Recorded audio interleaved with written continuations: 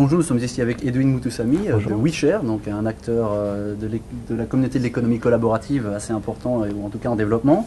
On a quelques petites questions donc, suite à la discussion qu'on a eue ce matin et donc dans le cadre de la journée de Imaginative Business for People organisée à l'ISEC School of Management.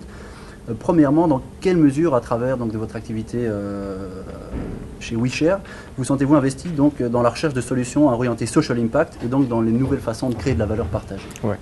Donc nous, en fait, on essaye de décloisonner des communautés qui sont très fermées pour arriver à créer des synergies et à monter des projets qui justement vont permettre à l'innovation sociale de s'intégrer dans une démarche beaucoup plus globale avec de l'open source, avec des business models un peu innovants, et avec toujours en toile de fond cette création de liens entre des personnes qui n'avaient finalement pas eu l'occasion de se rencontrer ou qui n'avaient sans ce service pas l'occasion de se rencontrer.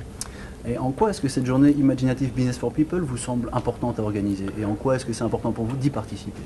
C'est toujours intéressant de venir dans les écoles, dans les grandes écoles, dans les écoles de commerce, les écoles d'ingénieurs, parce qu'on est confronté à des publics qui n'ont pas forcément, où cette ouverture d'esprit est relativement nouvelle, où les problématiques d'innovation sociale, de business model un peu innovants, sont parfois très peu abordées. Moi, je sors un peu de ce milieu de grande école et je me suis retrouvé un peu démuni quand je suis arrivé sur le marché du travail, parce que finalement, ma formation me prédisposait à des métiers pour lesquels j'avais pas forcément d'envie et où je voyais pas le sens et la finalité finalement. Donc je trouve ça intéressant de revenir dans des écoles pour justement présenter des projets qui sont innovants et qui sont porteurs d'un sens et d'une perspective d'évolution pour l'économie qui est assez intéressante. On a beaucoup parlé, et on va encore beaucoup parler cet après-midi, donc de collaboration et d'émergence et de la nécessité d'émergence de partenariats convergents. Dans quelle mesure est-ce que ça vous semble nécessaire aujourd'hui, voire indispensable, donc dans la perspective de créer de la valeur différemment? En fait, je pense qu'on est dans une économie qui est complexe, il faut en avoir conscience, et il faut aussi en tirer les conclusions. C'est-à-dire qu'une entreprise ne peut pas faire face aux demandes qui sont de plus en plus spécifiques des clients. Je pense qu'il faut construire des partenariats pour avoir des réponses vraiment très spécifiques à ces demandes qui deviennent de plus en plus complexes. Et la façon de construire des partenariats va donc construire l'offre que les entreprises vont pouvoir amener. Et c'est ça qui va amener une valeur, une vraie valeur. Il y a une vraie valeur dans les partenariats finalement, une valeur commerciale, j'entends.